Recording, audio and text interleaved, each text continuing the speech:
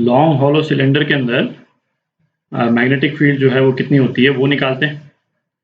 ठीक है, ये हॉलो सिलेंडर है, इनर रेडियस ए, आउटर रेडियस बी जैसे दे रखा है, और है ना इस वाले पोर्शन में मेटल है ऑब्वियसली, ये वाला जो पोर्शन है ना, इस वाले पोर्शन में मेटल है, और ये करंट आई कैरी कर रहा है, जिसका डायरेक्शन जो है अपन करंट का direction out of the paper मान सकते हैं। ठीक है, तो पहले तो एक करंट डेंसिटी डिफाइन कर लेते हैं अपन, जे बोलते हैं उसको, करंट डेंसिटी जो कि basically current per unit area, तो वो I upon pi B square minus A square हो जाएगा। ठीक है, ये जहां पे भी मेटल है ना, उस पोर्शन का एरिया जो है पाई B square minus A square, तो यहाँ करंट डेंसिटी हो गई। ठीक है, तो इस सिलेंडर के रिस्पेक्ट में 3 एरियाज हो गए जहां पे अपने को मैग्नेटिक फील्ड निकालनी है। एक एरिया तो ये हो गया, ये एरिया बी हो गया, और ये एरिया सी हो गया। ठीक, एक एक करके निकालते हैं। तो एरिया ए जो है ना, इसमें निकालते हैं। यहाँ पे रेडियस जो है वो लेस देन ए है ना, ये वाला जो रीजन है इसमें मैग्नेटिक फील्ड निकालते हैं। तो अपने को एम्पियर्स लॉ लगाना है, तो एक सिमेट्रिकल लूप अपने को बनाना होगा, तो एक सिमेट्रिकल लूप बनाते हैं। तो ये सिमेट्रिकल एम्पेरियन लूप बना लिया अपन ने। तो इसके लिए एम्पियर्स लॉ अपन लिखेंगे, तो क्या लिखेंगे, B dot D L is equal to mu naught I inside. ठीक है, अच्छा इस वाले पोर्शन में चूंकि हॉलो सिलेंडर है, तो इस वाले पोर्शन में कोई करंट है नहीं। ठीक है, तो ये तो क्या हो जाएगा, ये जीरो हो जाएगा, है ना, क्यों, क्योंकि आई इन जीरो है। किस लिए जीरो हुआ, क्योंकि आई इन जीरो है, इसलिए जीरो हो गया। अब इसमें एक चीज देखें, है ना, ये थोड़ा सा इंटरेस्टिंग पॉइंट है कि ये जीरो हो गया, तो हम ये कह सकते हैं क्या कि मैग्नेटिक फील्ड जीरो है।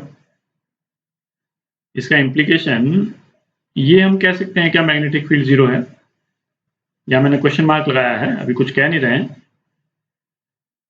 ठीक, इसमें केवल इस एक्सप्रेशन से हम ये नहीं कह सकते हैं कि मैग्नेटिक फील्ड जीरो है। जैसे BDL is equal to zero के दो मतलब हो सकते हैं। एक मतलब तो ये हो गया कि हर जगह पे मैग्नेटिक फील्ड जीरो है, और दूसरा मतलब ये हो गया कि मैग्नेटिक फील्ड और DL के बीच का जो डॉट प्रोडक्ट है वो इस तरह से अरेंज्ड है कि वो डॉट प्रोडक्ट का इंटीग्रल जो है वो जीरो आता है, बट मैग्नेटिक फील्ड हर जगह पे जीरो नहीं। तो ये वाला केस कौन सा हुआ है ना, ये अभी अपन ने 2 वीडियोस पहले देखा था, मैं बनाता हूँ एक बार।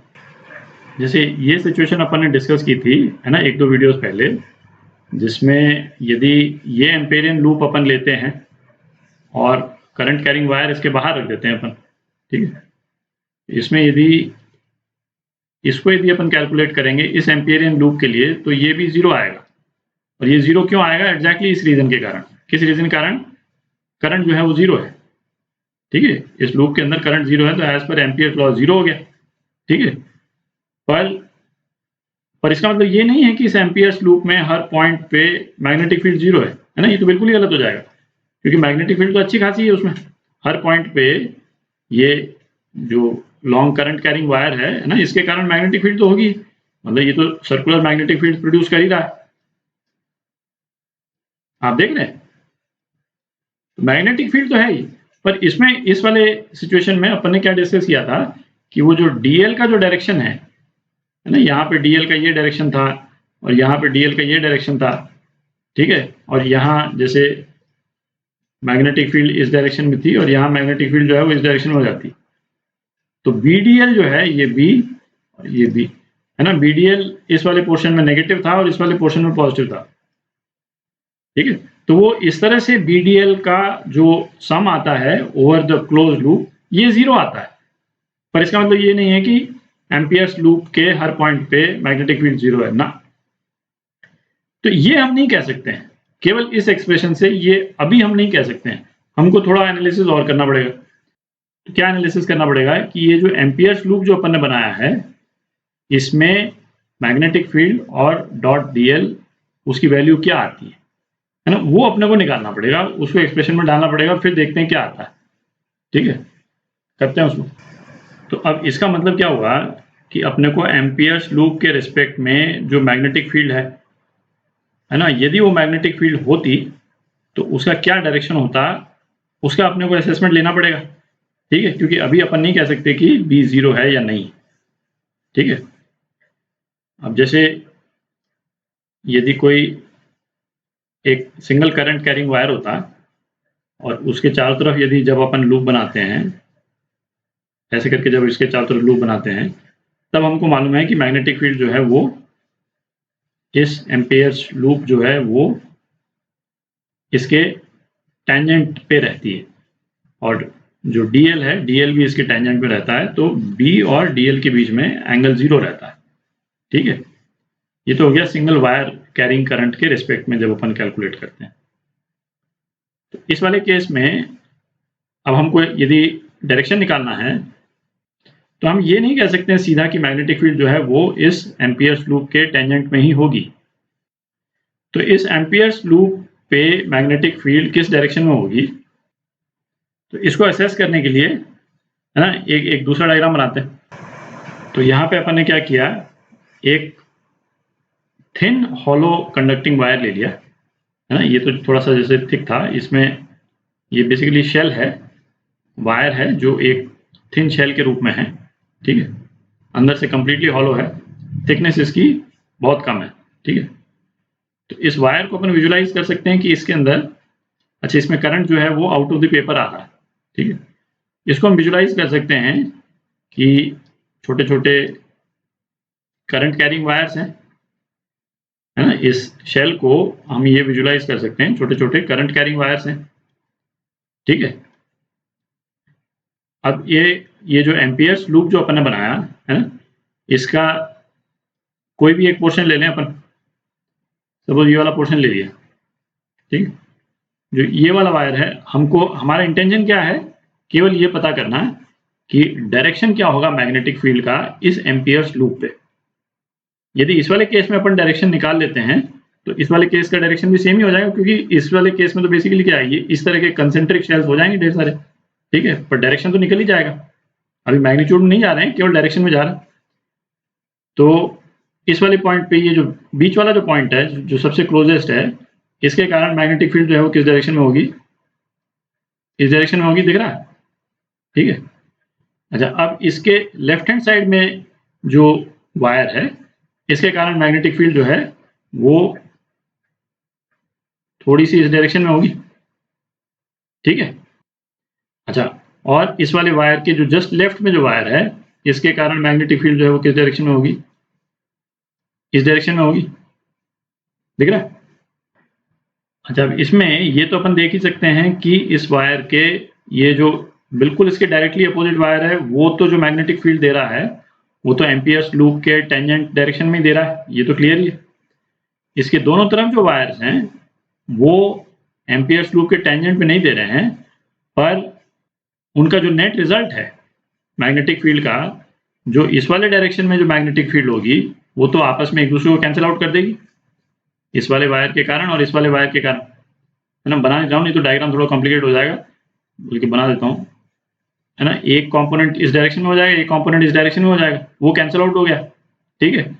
तो इन दोनों वायर्स के कारण भी नेट मैग्नेटिक फील्ड जो इनका जो कंट्रीब्यूशन होगा वो किस डायरेक्शन में होगा, वो भी इसी डायरेक्शन में होगा, है ना। इसी तरह से फिर जो नेक्स्ट वायर अपन लेते हैं, तब भी टेंजेंट ही आएगा, ठीक है।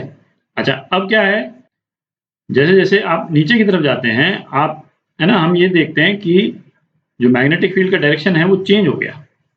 जैसे ये वाला पॉइंट यदि ले लें अपन, एक पॉइंट ये ले लें, एक पॉइंट ये ले लें, ठीक है। तो इस पॉइंट के कारण मैग्नेटिक फील्ड जो है वो किस डायरेक्शन में हो जाएगी, लगभग इस डायरेक्शन में हो जाएगी, और इस वाले पॉइंट के कारण मैग्नेटिक फील्ड किस डायरेक्शन में हो जाएगी, लगभग इस डायरेक्शन में हो जाएगी, दिख रहा है। बट इस वाले केस में भी जो वाई डायरेक्शन वाला जो कंपोनेंट है वो कैंसिल आउट हो जाएगा, और बच जाएगा कौन सा, वही वाला कंपोनेंट बच जाएगा जो एम्पियर्स लूप के अलोंग हो। अब ये एम्पियर्स लूप के अलोंग जो मैग्नेटिक फील्ड है, ये एक दूसरे को कंप्लीटली कैंसिल आउट कर रही है कि नहीं कर रही है, ये हमको नहीं मालूम, ये अभी हमको नहीं मालूम। हमको बस केवल इतना मालूम है कि ये टेंजेंट है, ये तो पक्का ही है, क्योंकि वाई डायरेक्शन वाली जितनी मैग्नेटिक फील्ड्स हैं वो एक दूसरे को कैंसिल आउट कर रही, ठीक है। अब इस स्टेज पे हम आ गए कि इस वाले एक्सप्रेशन को हम खोल सकें, ठीक है। तो अब जो है इस वाले एक्सप्रेशन को अब हम सॉल्व कर सकते हैं। जब ये हमारे पास में कंक्लूजन आ गया कि एम्पियर्स लूप में मैग्नेटिक फील्ड जो है वो टेंजेंट है, अब हम इस वाले एक्सप्रेशन को हम सॉल्व कर सकते हैं, है ना। तो करते हैं उसको। इस लूप में मैग्नेटिक फील्ड का कोई भी डायरेक्शन ले लेते हैं, टेंजेंशियल डायरेक्शन ही। तो इस डायरेक्शन में हम मैग्नेटिक फील्ड मान करके चल रहे हैं, है ना। क्या आएगा वो हमको नहीं मालूम है, मैग्नीट्यूड उसका, पर डायरेक्शन हमको ये मालूम है कि टेंजेंशियल है, ठीक है। अच्छा, डीएल तो टेंजेंशियल होता ही है, बाय डेफिनेशन टेंजेंशियल होता है। तो अब तो इसका इम्प्लीकेशन क्या हो गया कि इन दोनों के बीच में जो एंगल है वो 0 है, तो cos थीटा जो है 1 हो जाएगा। तो इसको अपन क्या लिख सकते हैं, close loop B D L cos 0 is equal to 0, ठीक है। इसका मतलब हुआ close loop B D L is equal to 0। अब हम क्या कर सकते हैं, बी बिकॉज ऑफ सिमेट्री, है ना, इसके हर पॉइंट के चारों मतलब के अराउंड जो करंट का डिस्ट्रीब्यूशन है वो तो सिमेट्रिकल है, वो तो दिख ही रहा, ठीक है, क्योंकि हमने लूप बिल्कुल सेंटर में बनाया है, इसके बगल में हटके बनाते तो कुछ और हो जाता। तो अब हम बी बाहर ले सकते हैं क्लोज लूप के। हमने बी बाहर ले लिया क्लोज लूप के, ये 0 हो गया, तो ये आ गया B 2 pi R is equal to 0। अब हम इम्प्लाई कर सकते हैं, क्यों, क्योंकि 2 पाई आर तो 0 हो नहीं सकता, ये तो क्लियर ही है, तो 100% हमको मालूम, ठीक है। तो एक ही एक्सप्रेशन बच जाता है जो 0 हो सकता है, वो क्या, मैग्नेटिक फील्ड। तो मैग्नेटिक फील्ड 0 आ गई, ठीक है। तो ये चीज ध्यान रखें, कहीं पे भी इस एक्सप्रेशन के 0 होने का मतलब ये नहीं है कि मैग्नेटिक फील्ड हर जगह 0 है, नहीं, ठीक है। तो पहला केस हो गया अपना रीजन ए, है ना, मैग्नेटिक फील्ड 0, मैग्नेटिक फील्ड 0 आ गई आर लेस देन ए पे। अब रीजन सी कर लेते हैं, है ना। रीजन सी तो वही है जो अपन ने करंट कैरिंग कंडक्टर का किया था, एग्जैक्टली सेम। तो रीजन सी को यहीं पे कर लेते हैं, B dot D L is equal to mu naught I.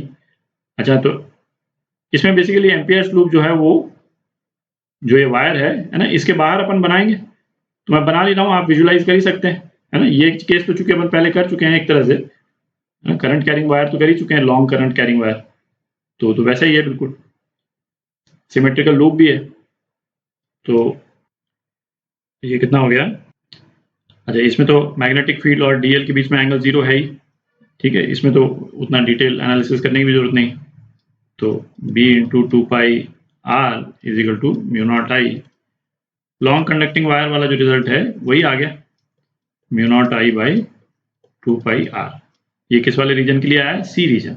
C reason मतलब इसके बाहर, जो सिलेंडर है इसके बाहर, ये आर, है ना, ये सी रीजन वाला पॉइंट। अच्छा, बी रीजन का करते हैं, जो जहां पे मेटल पोर्शन है ना, उसके अंदर वाले पॉइंट। तो थोड़ी जगह बना लेते हैं। तो अब अपन कर रहे हैं बी रीजन, और बी रीजन क्या था, A is less than R less than B, ठीक है। तो इसमें एम्पेरियन लूप बनाते हैं। तो ये एम्पेरियन लूप बना लिया अपन ने, और एम्पियर्स लॉ क्या बोलता है, क्लोज लूप में B D L is equal to mu naught I के बराबर, ठीक।